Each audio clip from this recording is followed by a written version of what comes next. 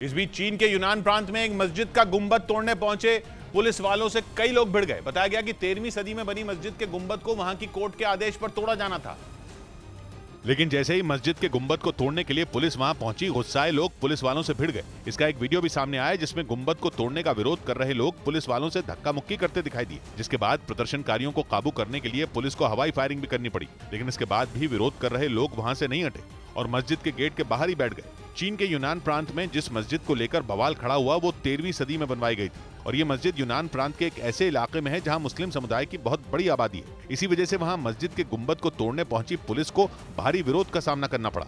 इधर उत्तर प्रदेश के अलीगढ़ में क्रिकेट पर छोटी सी बहस से शुरू हुआ झगड़ा गोलीबारी तक पहुंच गया। इस गोलीबारी में 3 लोग बुरी तरह घायल हो गए, जिन्हें अस्पताल में भर्ती करा दिया गया, लेकिन घटना के बाद आरोपी वहां से फरार हो गए। ये मामला अलीगढ़ के एक गांव का है जहां कुछ बच्चे क्रिकेट खेल रहे थे, तभी किसी बात को लेकर कहासुनी हो गई और जमकर मारपीट होने लगी। इसी दौरान एक पक्ष की ओर से फायरिंग कर दी गई। मारपीट में 3 लोग घायल हुए, उनको छर्रे लगे हुए। इस मामले में पीड़ित पक्ष की शिकायत पर पुलिस ने मुकदमा दर्ज कर लिया और आरोपियों की तलाश में जुट गई।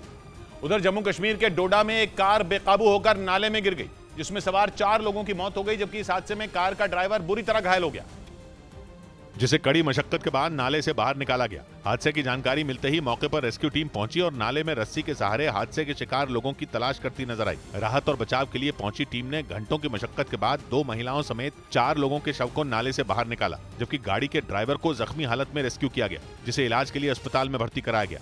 बताया गया कि कार सवार डोडा से जम्मू आ रहे थे। इसी दौरान रग्गी नाले के पास गाड़ी बेकाबू होकर गहरी खाई में गिर गई। इस दौरान जान बचाने के लिए कार के ड्राइवर ने गाड़ी से छलांग लगा दी, जिसकी वजह से उसकी जान बच गई, लेकिन बाकी लोग नहीं बच पाए।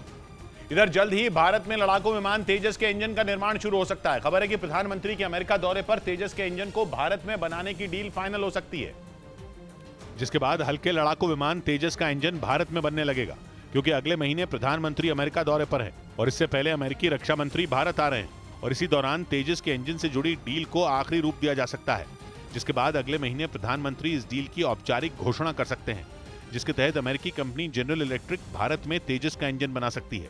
फिलहाल यही कंपनी तेजस का इंजन बनाती है और डील होने के बाद तेजस का इंजन भारत में बनने लगेगा। इस बीच हरियाणा के अंबाला में एक पुलिसकर्मी से हाथापाई करने के आरोप में पुलिस ने एक मैरिज हॉल के मैनेजर को गिरफ्तार कर लिया। पुलिस के मुताबिक वो पुलिसकर्मी रेप के मामले की जांच करने पहुंची थी, जिसका उस मैरिज हॉल के मैनेजर ने विरोध किया, जिसके बाद दोनों के बीच हाथापाई शुरू हो गई। इस घटना का जो वीडियो सामने आया उसमें मैरिज हॉल मैनेजर उस पुलिसकर्मी को सीढ़ियों से नीचे उतारने के लिए कहता दिखा,